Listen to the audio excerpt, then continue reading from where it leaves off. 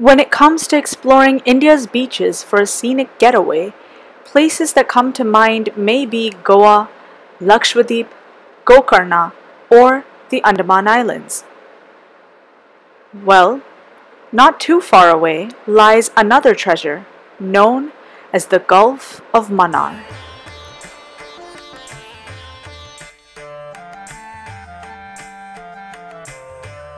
Between the southeastern tip of India and the west coast of Sri Lanka, the Gulf of Mannar is a 160-kilometer stretch of 21 islands.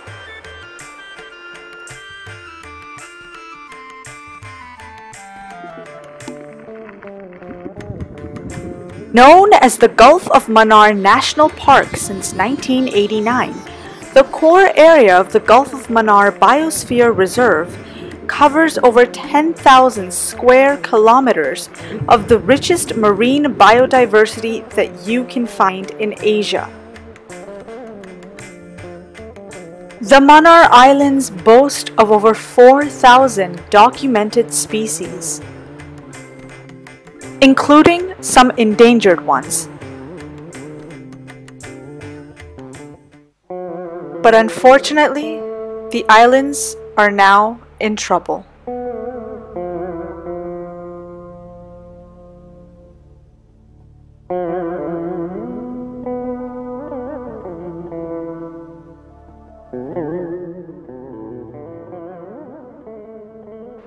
This place of paradise has been under threat and severe stress for several years now. Improper waste management and industries remain to be some of the major causes of marine pollution. Climate change has also played a role in increasing sea levels, already submerging 2 of the 21 islands. Van Island in the Tuticorin group is one that currently faces sand risk erosions. These erosions create an unstable discourse of sand, ultimately affecting the food web of organisms, leading to a loss of biodiversity. Commercial exploitation of marine biodiversity has led to several problems in the past.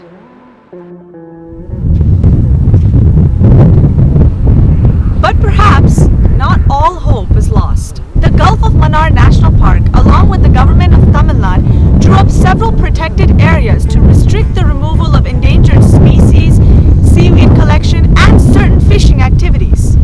Strict conservation measures have been taken up to preserve what remains of the treasured islands. Earlier they used to get into the sea cucumbers in the national highway itself actually. But now everything has stopped actually, and now we have given a very pakka control. Why? We have targeted mainly the kingpins. So when we targeted the kingpins, and we have booked a lot of cases, even police cases also we have given. We ensure that the hunting or poaching of these animals or wildlife comes down or is within a certain threshold, manageable threshold. We also periodically we do carry out studies to see whether a certain species, how it is doing, whether its population over a period of time in both in spatial as well as temporal dimensions, whether it has increased or decreased. Additionally, research institutes such as the CMFRI is extremely active in creating technologies and conducting research for healthier mariculture and fish breeding programs. The SDMRI based in Tuticorin has also successfully carried out the artificial reef program to enhance feeding, spawning, and orientation of fish of these islands.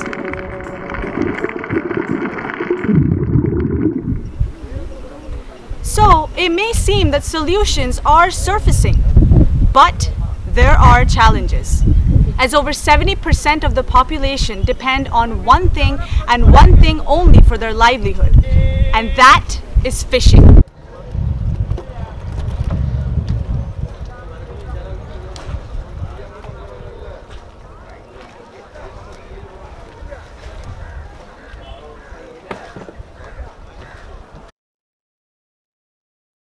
There are about 50 villages and 200 coastal villages consisting of a population of over 2 lakh fishermen.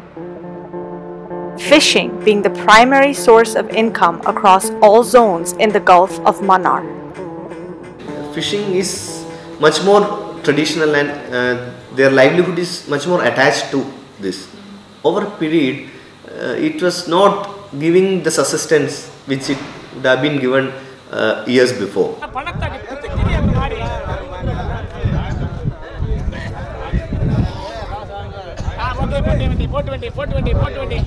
In an attempt to sustain themselves, a few fishermen also resort to commercial exploitation of fish, providing them with at least 4 times more of an income than basic fishing does.